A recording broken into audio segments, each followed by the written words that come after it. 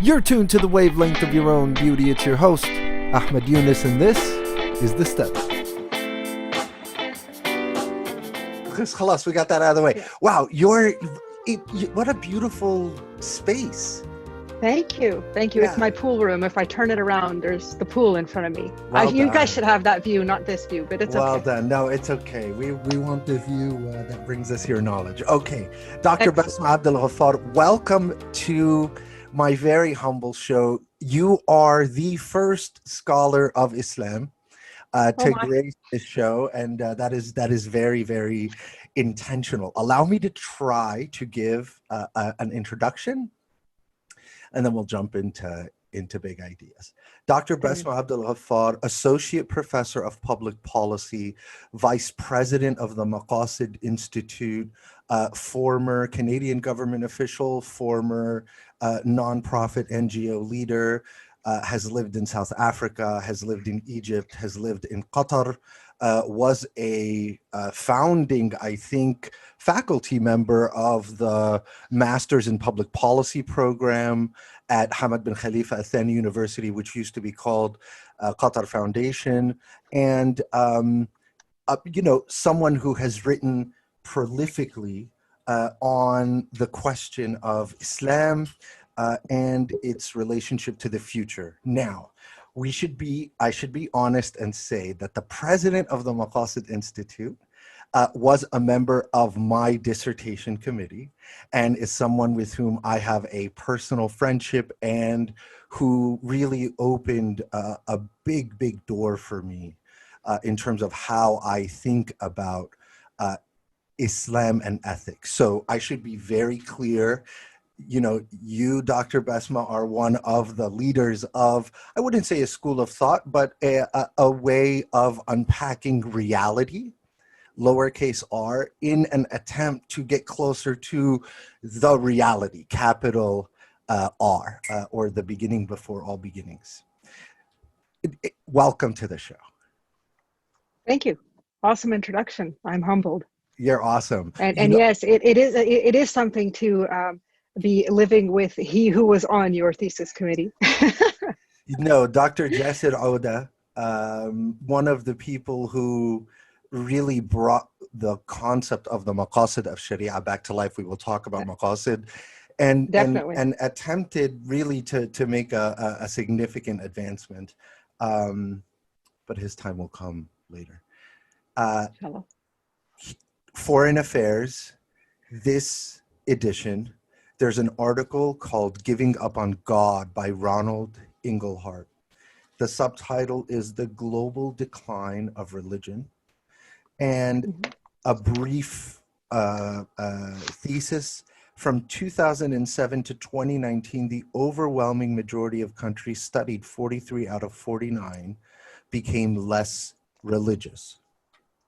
Growing numbers of people no longer find religion a necessary of support and meaning in their lives. Modern societies have become less religious in part because they no longer need to uphold the kinds of gender and sexual norms that the major world religions have instilled for centuries, et cetera, et cetera, et cetera. Now, the only places where there has been an increase in religion, like the only countries up here are, number one, India, where there has been a significant rise of extremism and anti-Muslim sentiment. Bulgaria, Moldova, Russia. Mm-hmm. Every other place on the face of the world, of the 49 studied here, which include South Africa, China, Belarus, Austria, Spain, Argentina, etc., are moving away from religion. And so we come squarely to within your area of expertise. Mm-hmm. How can we begin the conversation of understanding how in the modern moment the ethics of religion have meaning, give guidance to the way that we govern our societies in the secular world? So can we begin like at the broadest point? Religion and governance. How do we think about these things? Well, we can certainly do that. I think the very first thing we have to do is, I don't agree with his thesis at all. I think we have to distinguish between extremism and fundamental forms of beliefs and religion and people's faith. So I think the questions that you ask when you're doing research are very important. I don't know the questions in particular that survey may have asked, but of course, the rise of Hindu extremism in Modi's India is problematic, but this hasn't always been the case.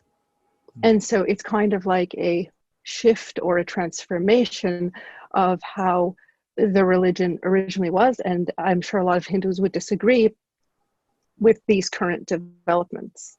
So we have to distinguish between that. I don't agree because I'm writing a book right now. So you're saying don't ascribe the religiosity to the religion, or don't ascribe the claims of religiosity to the religion? Yes, I'm saying that. I'm also saying we have to distinguish between manifestations of religions that are extremist and, oh, my goodness. So, I mean, as I was saying, I mean, the manifestations of what people think is religion. And the reason I'm saying that is because you make this great point that people around the world, because they're not finding that they're as constrained in terms of certain questions, sexuality being, you know, a major question, or they think they're not constrained. But I think what we're doing is we're finding within our faiths understandings that are enabling us to live better lives and to accept the other and to be more inclusive.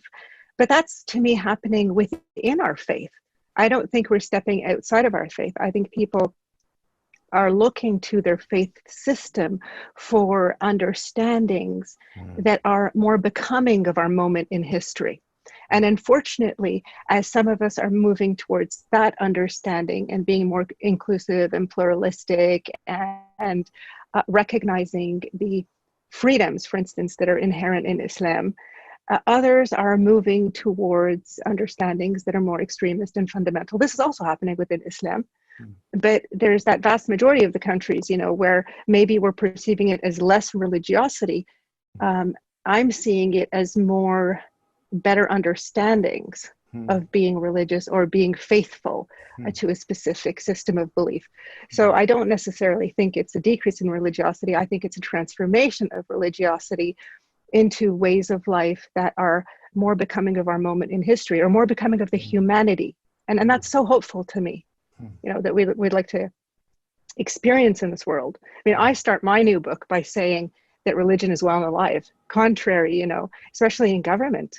I mean, we have, you know, again, we have, you know, the case of India, which is a negative, but we have social Christian democratic parties in Europe. We have overt expressions of religion in American politics. We have conservative Christianity in Canadian politics, you know, I mean, in the open. So we have the you know, Israel that made negotiations with the Palestinians incumbent on accepting that it is a Jewish state.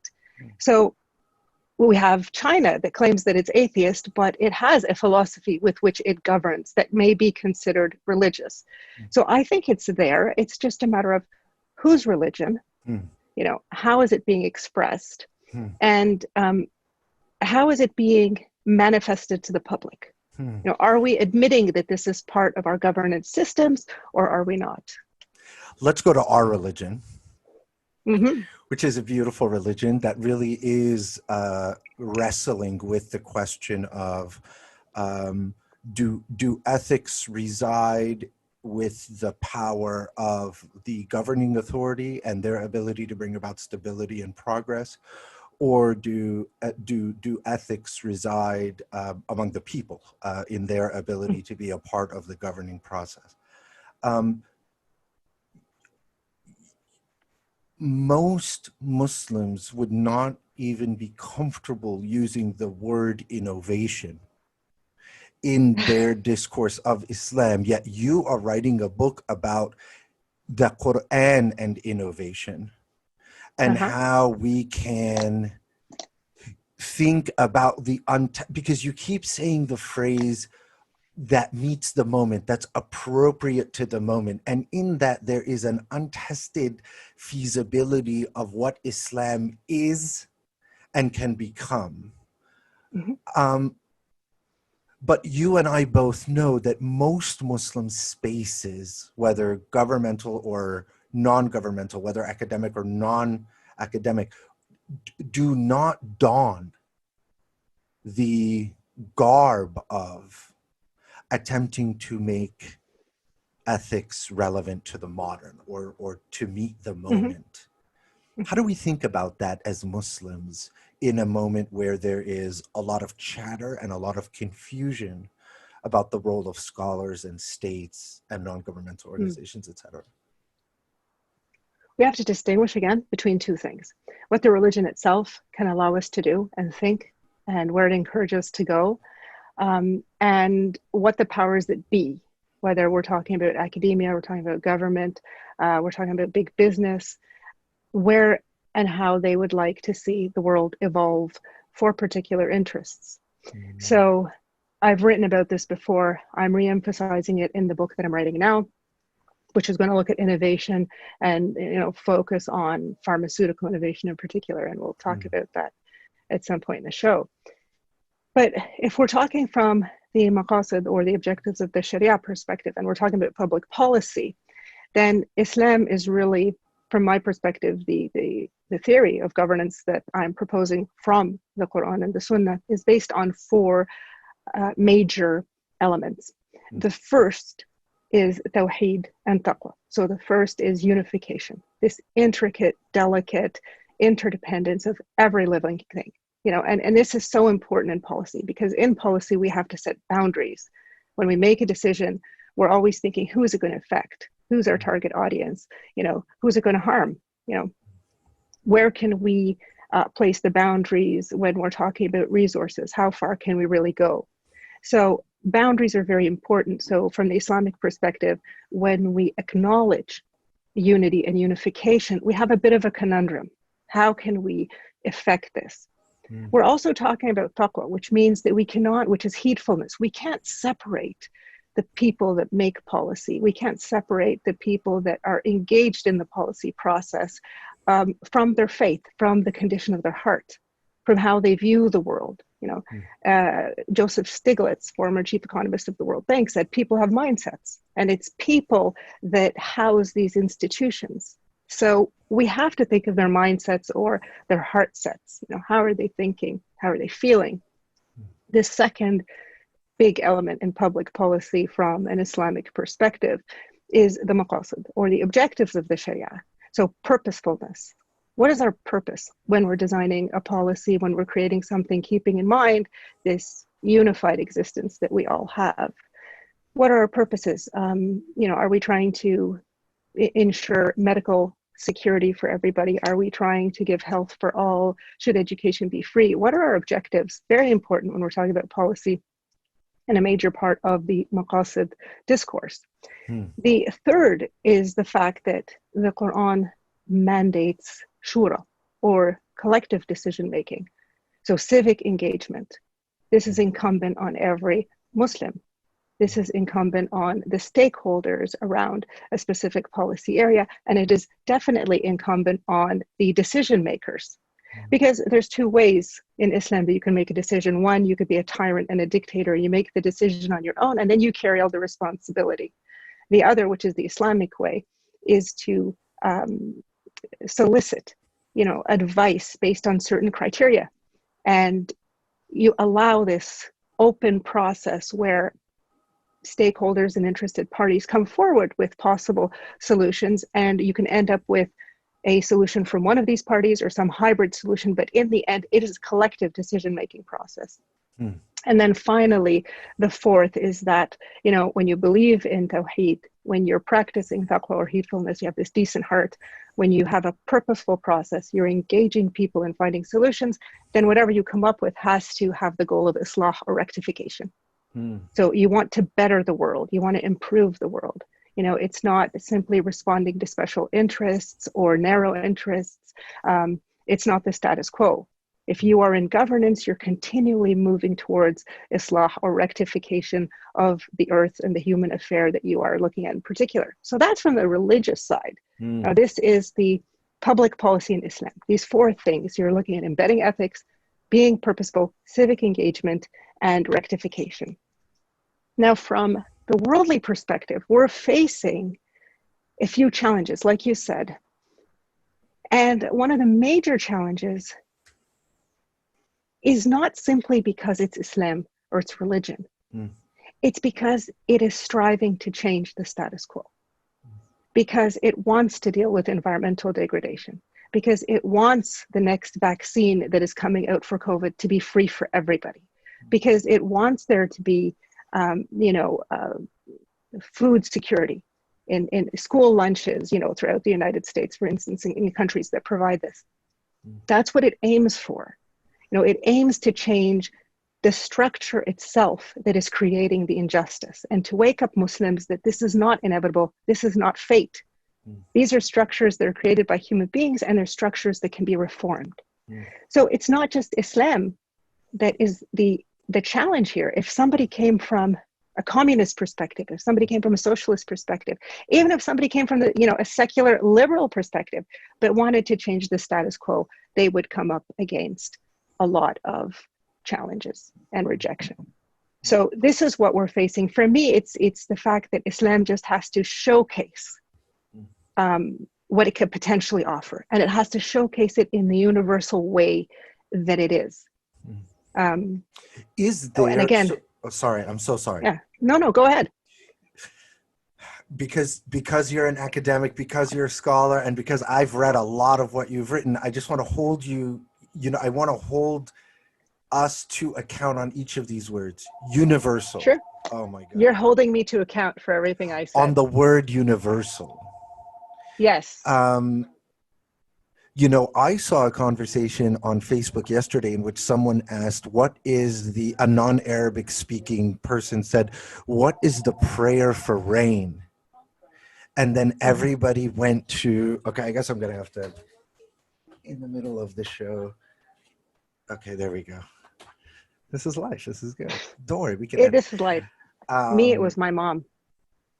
Yeah. Alhamdulillah. They were saying, what is the prayer for rain? And I looked at the post, and then all of a sudden there were these a bunch of cutting and pasting of the prayer for rain. And the prayer for rain is things like, we have been rained upon, alhamdulillah, but in Arabic, right? So because I'm not very smart, I roll in and I'm like, dear Lord, let it rain is good. It's as Islamic as laqad muttirna, or you know what I mean? It's just, okay. Yeah. We live in a space where when you say that, you are immediately challenged with the notion that you are attempting to strip Islam of its exceptionalism. To the point where we can reject a whole study Quran simply because it kind of smells like a perennialism barbecue at the other park. And so we're not comfortable with the smell coming over. Teach us about Islam, Islamic values, Islamic ethics, universal values, universal ethics, universal rights, the dialectic tension, if there is, between them. Well, Islam has this rule. Simply because something is universal or can be universalized doesn't make it universal. For Islam, the rule is justice. If something is just, it ought to be universalized. So, and we see this especially at the international level. We can universalize many things, but they should not be universal. And there's so many questions of justice that should be universal that we're not universalizing. So what a lot of Muslims do not distinguish between is the worship part of Islam and the fact that the Quran and the Sunnah, the way of life that it proposes, the understandings that it proposes are for everybody. And that's irrespective. And how do we know that? We know that from some simple things. We know it because God created the earth for everybody. Mm. He did not say you have to be Muslim. Mm.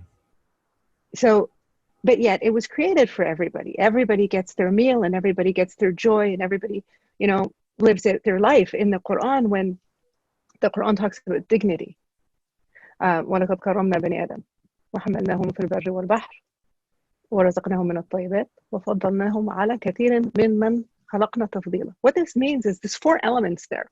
So the first element in what I just said is we dignified the children of Adam. So the first question is, well, how did he dignify us? And children of Adam, absolutely everybody. So how did he dignify us? He dignified us by giving us freedom of choice and giving us a moral code. And that moral code is not imposed. You have part of it is inherent, which is the basic reason why this world is not chaotic. We can get along across ethnicities and cultures and tribes and what have you, however we are divided. We can get along because we have this basic moral code imprinted within us. No 2 normal people would disagree that killing someone is wrong or stealing is wrong or cutting what other people have is wrong. These are universal values. And then there's the other part, which is the part of revelation. And here's where it gets really interesting and where a lot of Muslims,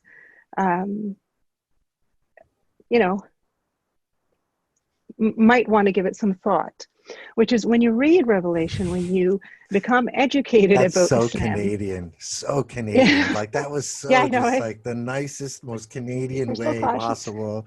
Yeah, So we gotta well, think. so well done. Sorry, go ahead. So you have these rules, you have these objectives, and being Muslim, you cannot impose them, not on yourself, not on anybody. It's a process of learning about them, then questioning, then synthesizing, and then reproducing them in the world in the only way that you can.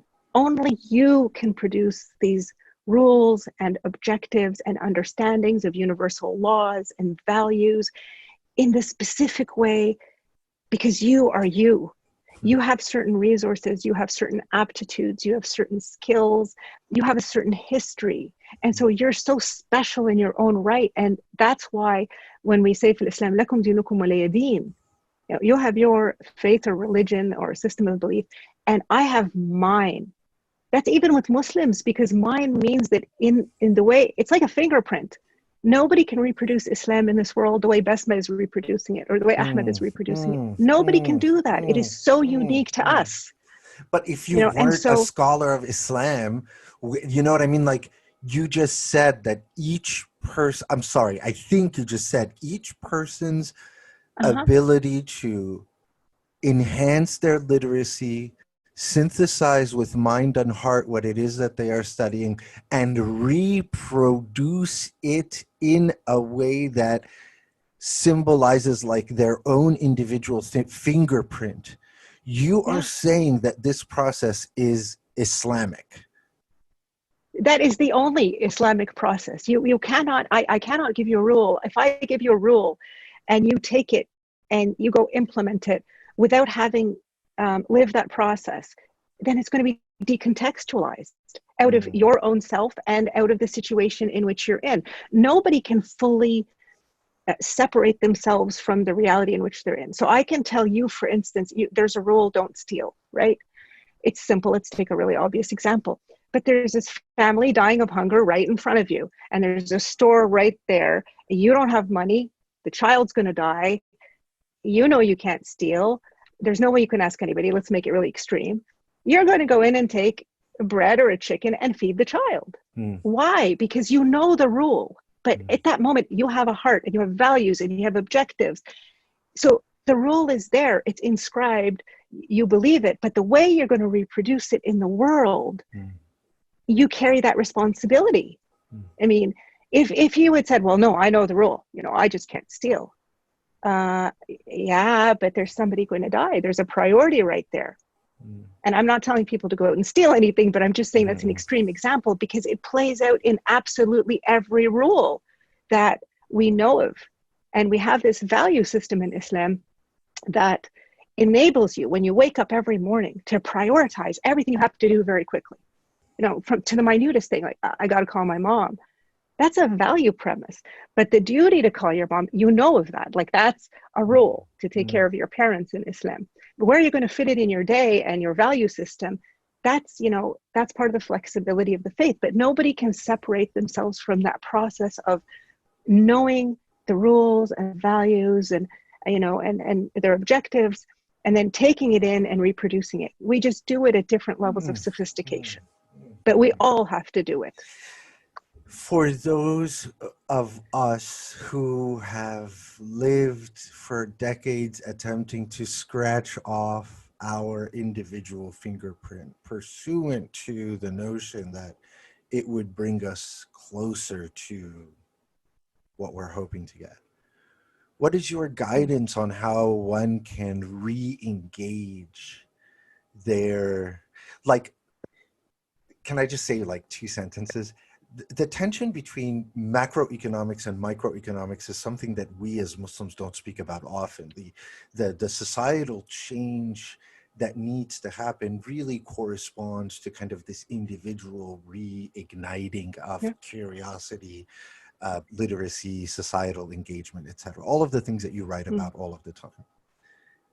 And most Muslims have been taught that there is a tension between Western subjectivity, like like I'm even kind of blown away, and I've read most of what you've written and most of what the dude that you live with wrote, and I'm kind of blown away by the fingerprint analogy, because that's bold. Okay, how can we re-engage Islam at the microeconomic, at the individual unit level, in a way that allows us to bring back that subjectivity, that allows us to bring ourselves back to the table of making meaning of reality? In one word, responsibility. I mean, I don't know what it is. There's some things that I don't understand how people don't get. You're responsible. You are ultimately responsible for your thoughts and your actions.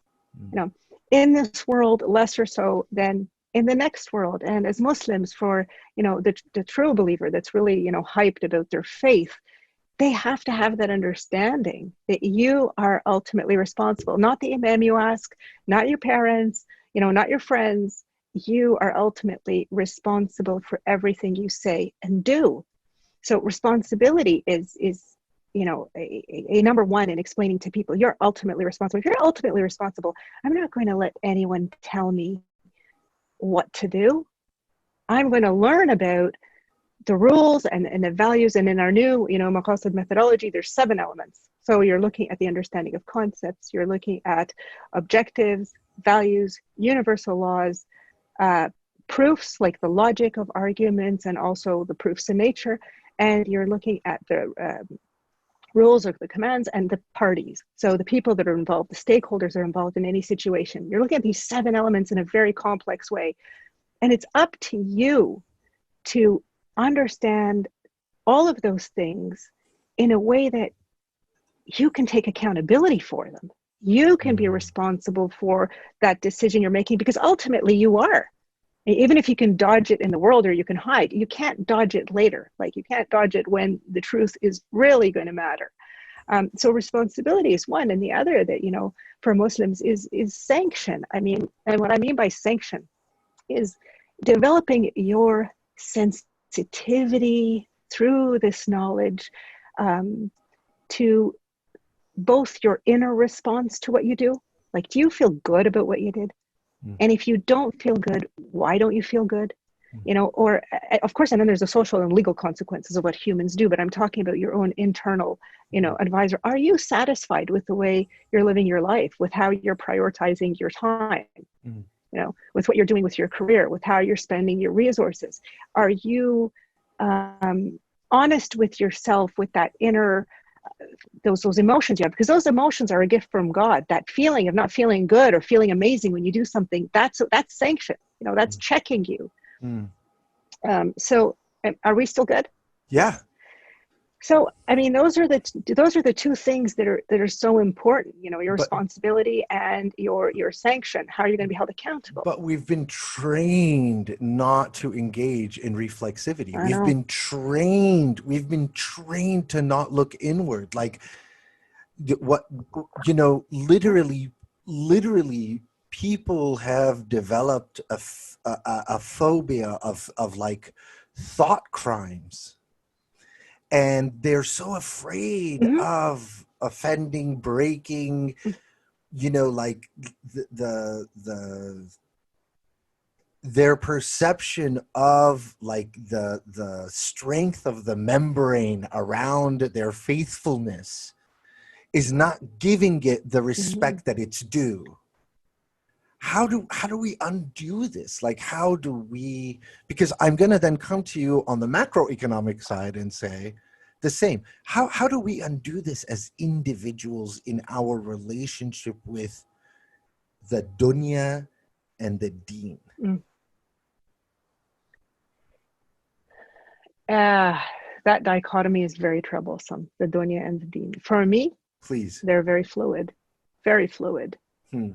Like for me, for a believer, for me, you know, the dunya and the deen, I don't distinguish that way. For me, dunya is spiritual and sacred, Hmm. and deen is spiritual and sacred. Hmm. And I think when we distinguished even academically between ulum al-dunya and ulum al-din, or the sciences of, you know, experience and of the world, and the sciences of religion, we did a massive disservice Hmm. to to the world and to the environment and to other creation, because we, you know, we took from them, we usurped their spirituality and their sacredness. Hmm. And we tend to do that in the English language too, just as an aside, by having it as a term. Like the tree is an it, the sky is an it. In Arabic, it's a he or a she, just like it is in French Hmm. and some other languages, but it gives it personality. Like God, when he talks about the Hmm. earth in the Hmm. Quran, it's a she, it's a feminine form, Hmm. you know, and he said, زينها, you know, it gives it a personality. And all of a sudden, Zayyanaha, you're by the not way, means looking at the earth. beautified it. Yeah. Beautified it, Beautified yes, her. exactly, or beautified Beautified her, her, or not it. Yeah. yes, or gave her her decorations, you Hmm. know. And when he gave her this decorative hue, people imagined that they have subdued her and that Hmm. they could overcome her. When you talk about the earth that way, you give it back its spirituality, you give it back its sacredness. And see, in English, I'm saying it again, and see, it just loses it Hmm. right there. So Hmm. we don't have that in the Arabic. So one is, you know, that's just an aside, that when you read the Quran, you're saying, how do we go back? We go back by owning our religion again, by owning our faith, by rejecting this distinction between dunya and deen, by realizing that we are very fluid, intensely uh, interdependent beings. Hmm. and and based on that, we begin looking at the world in ways that, you know, have to fulfill our conception of what we are in that. You know, what does our faith, what does our belief mean when we look at everything as sacred? And I mean everything is sacred, Hmm. because there's nothing you do in this universe, there's no motion that you can practice or work that is not going to have an effect, ripple effect everywhere to the end of time. This is just the way it is. Even the movement of my hands is going to have a ripple effect till the end of time. And Muslims have to realize that that's the case.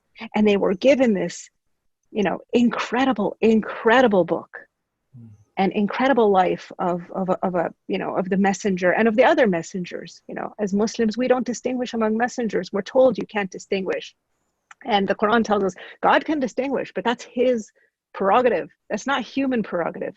Hmm. So we have these incredible examples throughout the Quran, and we have this book, and we have to own it again. Hmm. We have to own reading it, and we have to own understanding it. Yes, again, that presupposes, especially for those who are going to get into interpretation and all these things, you know, an understanding of Arabic, because Arabic is broad and it's beautiful and it allows so much more meaning, you Hmm. know. And so This I is tell such an people that read the Quran important in point. English. it's such an important point Yeah. to pause on, because you're saying the opposite of what's generally said. Generally, we say you can't approach the Quran unless you know the Arabic so that you can understand the precise, limited, static al definition or fatwa. But you're saying the exact opposite, that the stronger Mhm. your Arabic is, the more iterations you can take Oh yeah. at your understanding of a verse itself. Okay, let's 100%. continue. Let's continue this like very halal dance. Let's go back to the other side of the dance floor.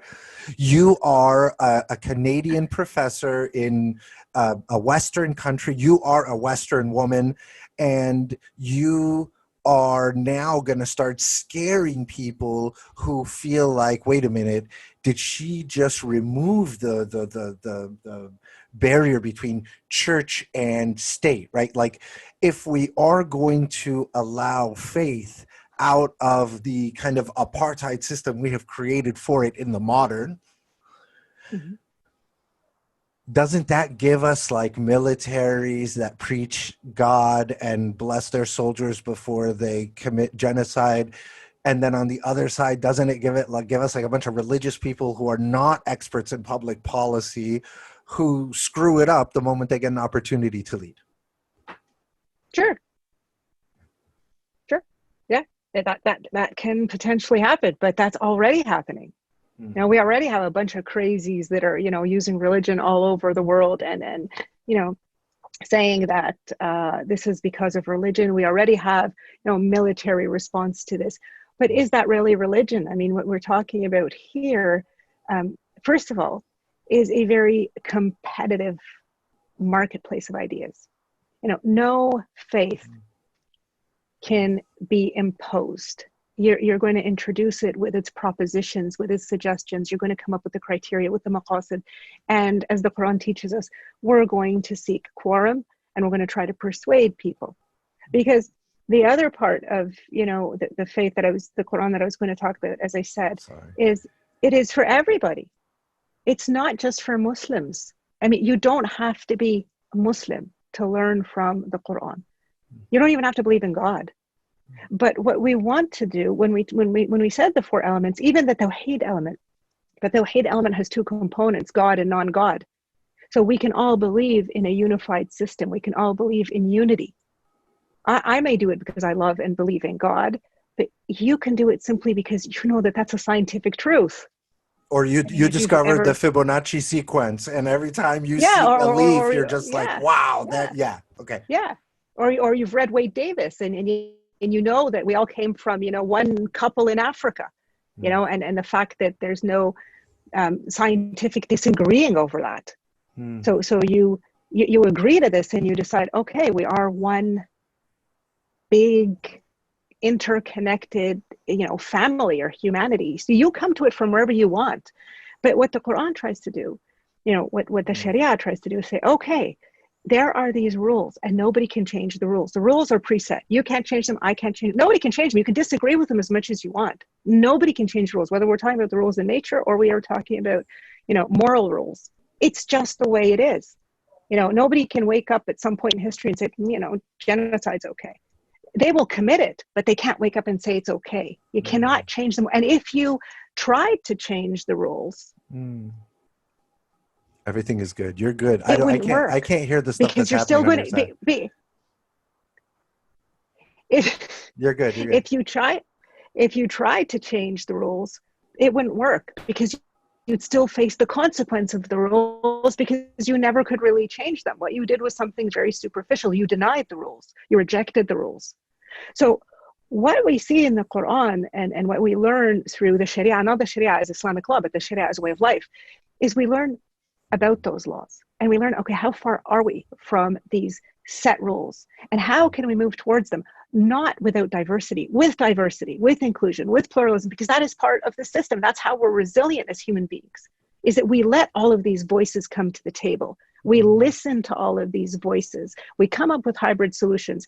And the point of the faith is not to impose something, but to say, look, just like the world of honeybees, where shura comes from, the idea of collective decision-making, is to say, look, these are the criteria for doing something amazing, for doing what's right for humanity. These are the criteria And so meet those criteria. Mm. So if we go back to our discussion of dignity, they were saying one was this moral code. Mm. But then the second that I mentioned, or that's mentioned in that A, for human dignity, is that it's literally, he carried us in land and sea, which means our life and livelihood. Mm. And the third point is, he said, I provided you with all that is good and fair, tayyibet. And again, so that plays out in human life. And the last is that he preferred us over much of what he created, but not everything. And it's really important to focus on both, because, especially in governance, because when in a situation where there's a trade-off between human life and human welfare and other forms of creation, then we have to prefer human life. But this is not unqualified, because he tells us you might not be the best of creation. There are things that are better than you, just to give us pause when we do something destructive, pause when we create an atomic bomb, pause when we're making a decision to go to war. We are not the best of what he created.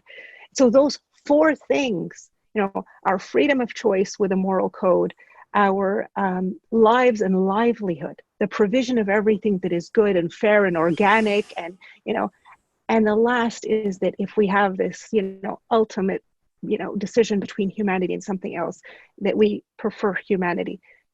That's human dignity in Islam. And just pause there and think that it's an achievement. And I've said this before in other talks, human dignity is an achievement. It's not a done deal. It can never be a done deal. I cannot say that somebody dying of hunger, somewhere in the world, or somebody not able to get a vaccine is dignified. Just to say, oh, by virtue of them being human. No, because I have not dignified them as a government. I have not provided them freedom of choice. I have not provided them with lives and livelihood. I have not ensured that they have, delicious, nutritious meals and, a nice home and things like this. And I have not preferred them over war and economics and, all the other things that I have chosen to prioritize over their humanity. So we have to think of dignity as something we work for, we strive for, and not to say it's just there. It's not just there if we're not working for it.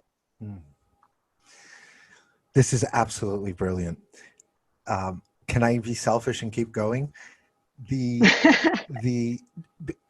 One of the challenge. Okay, I want to do this. I want to kind of do this two ways. The first way I want to do it is, in the original iteration of the Maqasid Ibn Ata'illah and all of that, they were speaking of the aims and objectives of Sharia from the fiqh that has been developed, from the law that has been developed by scholars. Okay, then there was like the next advancement iteration of that is really Jasir Oda, who said, well, wait a minute, why don't we look for these maqasid in the Quran, right? So then the idea was like Quranic maqasid. And for many people, taking that leap together was very difficult, because they have a closer relationship to the law that has been promulgated than they do to the Quran, whether it's emotionally or in terms of policy or in terms of law, etc. Okay. You are saying the Quran universalizes our Islamic narrow understanding of ethics, allowing us to enter as equals with others in the process of making reality better for all people. Because you keep using the word masalah, like in your scholarship, again, just Ahmed, no, you're wrong, cut me off immediately when I'm wrong. In your scholarship, the kind of the telos of it all is enhancing the lived well-being of humans, right? Like, that's kind of the goal of all of this for policy, yes, because for policy, it's not my concern whether you're Muslim or not. I mean, I think one of the things that really, really makes me cringe is when, somebody in, the so-called Muslim countries, it tells people that they pray Fajr, they get up to pray early in the morning. I don't care. Mm. Yeah, I care that there's 10 million people that need to eat. That's what I care about. I care about your economic policies. I care about your technology policies. I care about, you know, people's lives and livelihoods. That's what I care about. Your prayer and your fasting, this is between you and God. And yes, you can set a great example, but I need to see it play out in policy. I don't even need to see it play out. I need to see your policies. So you're saying And I I do. am looking for you. I'm sorry, because this is when you're in a library all the time and with your students, you forget how revolutionary your scholarship is. And that happens to all people. So you're now saying my assessment of your Islamicness is not Yeah. whether you're praying Fajr as the head of state, but is in how the people under your authority are living. So you're not saying Yes, it's I how. don't care about your religion. You're saying I care about this Islam, not that this is secular and that's religious and I don't care about the religious. You're saying, no, no, no, no. Mhm. Let's call this Islam. Let's call this. Yeah, go ahead. Yes, that's exactly what I'm saying. You know, how you are, whatever your faith is, you know, you can be, you know, something else, but if your duty in public office is to take care of the citizens that voted for you or the citizens that you have coerced into accepting you as a ruler, you know, if they're doing well, that is what I'm concerned about. That is Mm, what I am interested in. And that is what Islam or the Quran and the Sunnah, that is what we can learn from them. How can we do that? And mm, it's irrespective for me what you do in your personal practice, just like it's irrespective to you what I do in mine, you know. mm, And so yeah, that is a, you know, in terms of the work of Jesser went back, and this is his new work. What we're talking about, some of what we're talking about here today, is based on the Quran and the Sunnah, and is based on his incredible knowledge of, you know, hundreds of years of Islamic heritage mm, and the different sciences, not just fiqh, but fiqh and hadith, and a whole gamut of other streams of that study Islam. You know, whether we're talking fiqh taqlidi, the traditionalist, or we're talking the Islamization of knowledge, mhm, or we're talking about deconstructionism, you know, mm, all of them have influenced and been influenced by the maqasid. And the new methodology that we're all working with at this point is as I said, that those 7 elements of concepts, objectives, values, universal laws, rules, proofs, and parties. Those are the 7. And what we do is when we study the Quran or the Sunnah with a specific question in mind, we're looking at the gamut of those elements, how they interact to create what we call webs of meaning.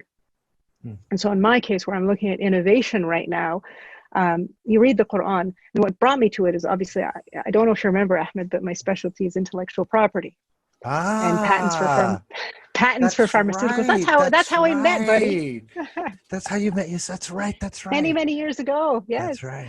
So, you know, now I'm doing this kind of like restitution by going back to that subject and saying, you know, what if we studied it from this perspective? Because I found that, you know, and this is a good Mm, example, I guess, to give, when imams or jurists are asked about intellectual property, what do? It's one of 4 things most of the time. One is they say it's halal. It's okay. It's like, you know, physical property, which is totally wrong because intellectual property is not like physical property. The other is they say it's haram. You know, it's not in the Quran, and, you know, nobody can own it, and God owns everything. So it's the total other extreme. Or they say it's secular. We have nothing to do with this issue. mm, Or they go back to the maqasid and they will put it in the category of preservation of wealth. mm, Sometimes mind, most of the time wealth, mm, which is very problematic because it is unsophisticated. It is very simple in its, you know, knowledge of what we're trying to protect when we use IP. It doesn't look at differences in technologies, differences in industries, differences in the needs of people, in the urgency of a situation, as in the pandemic we're in right now, for instance. So to go back to the Quran and to look at what it says about IP. mm, Now, obviously, you know, the The Quran says nothing about IP. Surprise. It's just, it's a contemporary instrument, right? It says nothing about it.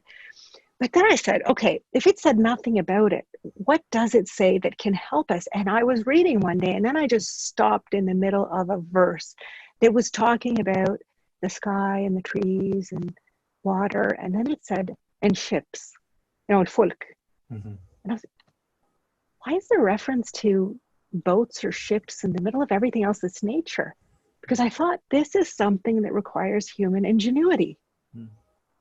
And that was the opening right there. I'm like, the Quran doesn't talk about IP, but it talks about the justification for IP, which is the application of human ingenuity to raw materials or resources for the advancement of a specific idea or a need, right? And all of a sudden it was like, it doesn't only talk about ships, it talks about ships and armor and palaces and light tents, and it talks about roads and lights and all of the things that we don't have in nature, things that we need to do. It talks about institutional innovations. And so I thought, okay, so we can apply this methodology to invention and innovation in the Quran. And we can look at, okay, what are the values that surround these, what I call incidents? What are the values that surround when we talk about ships or when we talk about armor? And all of a sudden we're talking about defending the poor and the weak and providing food for everybody, food security. And we're talking about trade and travel and leisure. And we have all of these maqasid that now, my goodness, we have all of these maqasid that now emerge as part of the discussion. And so when we have this sophisticated, what we call this web of meanings related to the different incidents of invention and innovation in the Quran, we can then do proper qiyas. We can do proper analogy between that and pharmaceuticals. We can do between that and pharmaceutical innovation. We can look at human need, and we can look at urgency, and we can look at different industries and different technologies. We can look at the parties involved. Who's involved? Who's doing the provision? Who should we expect to do the provision? Maybe it wasn't a good idea that we allowed big pharma such power. One of the problems that's happened over the past 40 or 50 years is this kind of hollowing out of the industrial and economic capacity of certain countries that don't have the political clout at the global level to protect their home industries. And we really saw this in the pandemic. We really saw it when in two areas. First of all, countries could not manufacture, even advanced industrial countries couldn't manufacture for themselves their needs fast enough, whether we're talking about protective equipment or we're talking about drugs. And now that we're talking about the development of a vaccine, we're seeing that because of this hollowing out process over the past several decades, developing countries have not developed that capacity. They'd stopped the reverse engineering processes, they'd weakened their generic industries. And so to all of a sudden expect them in a crisis like this to be able to have their factories up and running and producing the vaccine that's potentially going to be found is simply not there. We don't have that capacity. So this methodology would allow us to look at inventions and innovations from that lens and to rethink these policies and to rethink intellectual property from that perspective. So it's like super cool and super crazy. This is like very revolutionary. No, it's just so amazing. You're so brilliant. Not that you need somebody to say it, but let's continue this very halal zabiha dance. So my challenge with what you're saying is that it's too exciting, because just like this is the first time I've heard this, and I'm thinking, okay, well then, like in vaccines, the Islamic ethical imperative would not be to help big pharmaceutical companies make more money. It would be to share science or reduce the cost or make it more. Okay, here's your challenge though, Dr. Basma Abdelghaffar. Doesn't that kind of put you on the left of the international community? I mean, doesn't that kind of mean that you're going to be more inclined to agree that the preservation of international human rights norms are important, more likely to agree that healthcare should be provided for citizens, more likely to agree that there should be regulation for preservation of the environment. So then how do you as a scholar deal with that kind of layperson's view of what you're saying? Well, that's just the labeling and identification of what we call parties in the Quran of today, right? So, I mean, every age, every time is going to have labels for certain people. But we have to, what the Quran does is it doesn't give us these labels. It gives us the characteristics of a group of people, you know, the do-gooders or the corrupt or the hypocrites or, you know, the confused or, you know, what have you. But it gives us this sophisticated, complex view of humanity so that we can determine in our time today, not with these labels, but who we ought to be, you know, aligning ourselves with, who we can cooperate with. And yes, of course, I mean, it could be labeled the left, it could be labeled whatever. That to me, that doesn't concern me. What concerns me is, what are the values that you're upholding? You know, how can I understand your role in this world through the parties that I know from the Quran ought to be involved in the innovation process. So, or are involved in the innovation process, but need to be reformed or need to be pushed back. So that's how I look at the parties today. They just have different names, and Muslims have to be mature enough to know that these are just labels. And if people are working towards justice and mercy is also really important. It's an operative term in the Quran. Mercy is not abstract in the Quran. You know, who is operationalizing this at the global level? Ahmed, let me give you some numbers, because I don't think people realize that the price of drugs.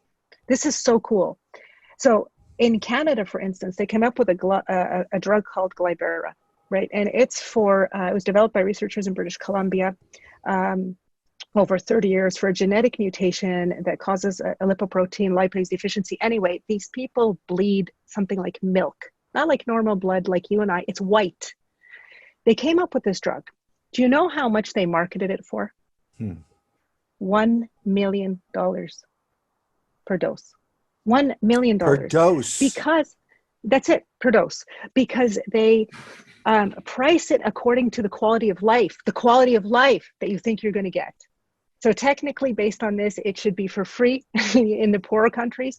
Point is, it didn't go anywhere. It was way too expensive. They treated about 31 people, and that was mostly in clinical trials. And that's it. People that have this disease have to live with it. That's one case. Here's another case. Hold on. Only because they chose to price it at $1 million a dose. $1 million. But if they didn't price it at $1 million a dose, all the people that have this disease could be cured. Literally could be cured. You have another gene therapy for spinal muscular atrophy. It's a rare childhood disease that can lead to the child's death before 2 years old. It costs $2.125 million US per treatment. Wow. You have another a gene therapy for an inherited eye disorder, $425,000 per eye. And you're saying the way that they value this is by predicting how your lived well-being will improve? It's called monetized annual quality of life, expected from the treatment. Oh my God, that's like neoliberalism and like cutting your soul. Wait, can you say that phrase again? Monetized annual quality of life expected from the treatment. Oh. So this is what we're facing. We're also facing a situation. So you're saying, if we look at this from a Quranic lens, it is clearly un-Islamic. Number one. Number two. Yeah, 100%. Okay, number two, you're saying you're saying this is an example of how Islam thrives in plural societies by contributing this ethical lens without the need to necessarily call it the Quranic lens or the Islamic lens, if you will. Like, you're not saying, hey, Canadian Muslims, let's have a Canadian Muslim political party and the farm. No. You're saying you don't have to do that. Okay. You don't have to do that. You have to live it. You have to You live don't have to do that. Not like I can escape it, it. obviously I'm coming from a certain, I'm coming from a certain background, but Mm, you have to live it. And these are the things, these are the issues, in the context. I know I've been, all of us have been following the BLM, the Black Lives Movement. And what stops me in my tracks is, what are we actually doing to change the structures that are making, other than the police, by the way, mm, that are making the lives of people miserable, not just Black people, mm, but people incapable of affording certain medications, in my case, which is the area that I'm specialized in. If we're looking at the United States, listen to these numbers. 34 million American adults know someone who died after not getting treatment, while 58 wow. million adults reported inability to pay for needed drugs. Medication insecurity rose in the United States in a matter of months during last year. Mm. The international system that currently exists, and this is part of what really upsets me, because it's continually reinforced, even by, UN bodies, the United Nations Sustainable Development Goals, for instance. You'd think that they would critically look at some of the international agreements that prevent countries from taking care of their own, if not others. But they will reinforce by stating, but we accept the TRIPS, which is the Trade-Related Intellectual Property Rights Agreement, in the current, it's a mouthful, sorry, in the current state that it's in. But the TRIPS, for instance, became an issue with the development of drugs for this pandemic, because you would have to label this a pandemic in order to be able to draw on the special measures that are available in the TRIPS for countries to take. Mm-hmm. Now, many of the wealthier countries didn't wait for the World Health Organization to call this pandemic, because they know that labeling anything a pandemic is political. Mm-hmm. When HIV/AIDS was labeled a pandemic in the late 90s, it took forever to get them to do it, because once they did that, you could use the flexibilities, the so-called flexibilities, in this international agreement.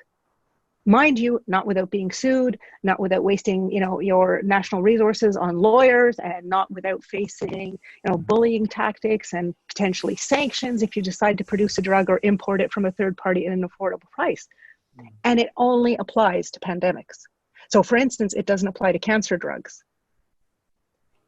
But we're facing a situation where the World Health Organization estimates that there's going to be a 75% rise in cancer by 2030. I looked at the case of South Africa. They're going to have a 78% rise in cancer. They can't afford the drug. They're still being fought by big pharma and the United States over producing the drugs that they need cheaply. And yet we're talking about close to 80% rise in cancer and close to 75% worldwide.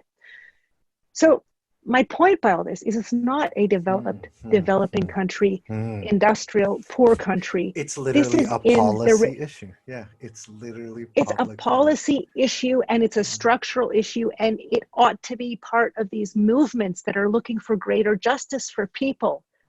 It's not simply about police violence. It's about all these hidden forms of state violence that we're not aware of because it's so complex, and we're being told, but they developed a drug. Yes, using a lot of public money. And there's a lot of public money going into public institutions that actually do the basic and much of the applied research. Yes, the company has the capacity to then produce it, and they do have an important role. But it cannot be at the expense of so many people. There have to be better solutions. So mind-blowing. So, okay, so again... And that's all part of Islam and Islamic thinking. No, but that's what I'm saying. That's what I'm going to say, right? Like, this is, okay, so I'm just going to try to, your critique of the MDGs and the SDGs of the United Nations is that it places the burden of bringing about change on those who are suffering from oppression and did not choose to renegotiate what is possible for multinational corporations and pharmaceutical companies in terms of how, like, to change the rules and policies that allow for. And you're saying this is Islam's critique Yeah. of the Millennium Development Goals and the Sustainable Development Goals. Yes, it's absolutely crazy. Yes, because you're saying we want, now they're saying we can't have poverty and we can't do this, we can't do that, we can't eliminate these things. Well, because we're not looking at what's really binding. We have these rules that we're holding sacred that we know were not created based on even any economic evidence. They're based on profits, and we know how the global IP regime was created. And I want to clarify something to people. I'm not against intellectual property.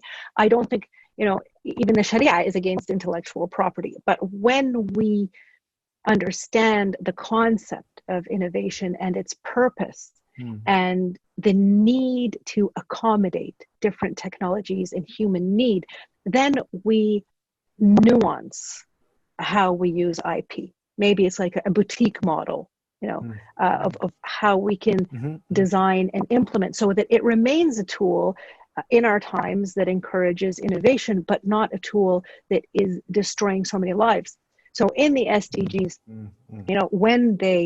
because there's this fear, when they continually reinforce agreements that they know, or IMF packages that they know have created so much suffering, and then saying, but we're going to tinker on the margins. Well, that's not good enough. When you're leaving, when you're putting the onus back on, the civil societies that are having a heck of a time fighting their own tyrannical governments, and saying, we're going to do all of these great things by, 2030 or whenever, but you're not really looking at what we have universalized, what we have made universal, and it has not been justice. And we need to go back to the table. And I know that this is dreamland, and I will just say that for the record, because even in the context of this pandemic, even with countries coming forward and saying we have to have IP pools, we have to have patent pools, we have to have transparency, we have to talk about costing. I'm talking about countries asking for this, not like, civil society, or not that they're not strong, but, and they're not getting very far. No, this you're asking for the people that are regulating these industries to place an ethical lens on their understanding. And I know that may not be realistic, Ahmed. I know that may not be realistic, but that is not our role as thinkers. Now, I read recently something, and I'm trying to remember which writer it was. I'm not sure if it was in a strategy book, but it was very interesting, because it's not our responsibility necessarily in this moment in time to implement everything we say. It is our responsibility to develop ideas that might find their historical moment. If we haven't developed the ideas and the historical moment comes, it's over. But if we've developed the ideas and they can be plugged, it was Milton Friedman, actually, of all people, I remembered. It was Milton Friedman, and he developed this system, whether we agree with it or not. I mean, I think it led to some pretty nasty world events, but it was the thinking behind it that's brilliant.